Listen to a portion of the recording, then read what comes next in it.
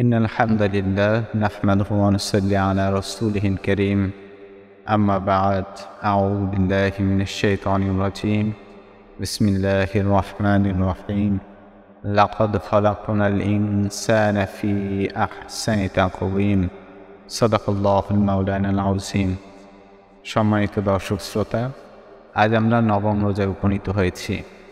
আজ আপনাদের সাথে একটি ভিন্ন বিষয় নিয়ে আলোচনা করব। আল্লাহ রাব্বুল আলামিন প্রত্যেকটা মানুষকে সুন্দরভাবে সৃষ্টি করেছেন। আল্লাহ রাব্বুল আলামিন সূরা ৩-এর ভিতরে ৪টি কসম করার পরে তারপর বলছেন যে মানুষকে আমি সবচেয়ে সুন্দর রূপে সৃষ্টি করেছি। সেই মানুষের উচিত তাদের নর্মাল সৌন্দর্য নিয়ে খুশি থাকা।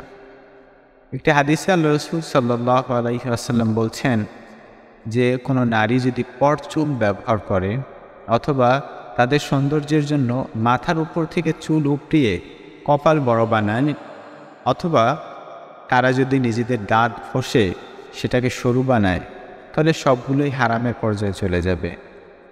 হযরত মুআবিয়া রাদিয়াল্লাহু তাআলা আনহু একবার হজ সফরে একটি সমাবেশে বক্তৃতা দেয়। তখন সে তার পাশে দাঁড়ানো পুলিশের হাত থেকে একগোছা পরচুল নিয়ে তারপর মদিনাবাসীর উদ্দেশ্যে বলে, কোথায় মদিনাবাসীর আলেমগণ, এই যে পরচুল দেখছো, এই পরচুল আল্লাহ রাসূল সাল্লাল্লাহু আলাইহি ওয়াসাল্লাম ব্যবহার করতে নিষেধ করেছেন এবং বলেছেন বনি ইসরায়েলের যে নারীরা ছিল তারা এই পরচুল ব্যবহার করার জন্যই ধ্বংস হয়েছে। সুতরাং আমাদেরকে নিজেদের যে প্রাকৃতিক সৌন্দর্য আছে সেই সৌন্দর্য নিয়ে সন্তুষ্ট থাকতে হবে, কারণ আল্লাহ রাব্বুল আলামিন মানুষদেরকে সবচেয়ে সুন্দর রূপে তৈরি করেছেন।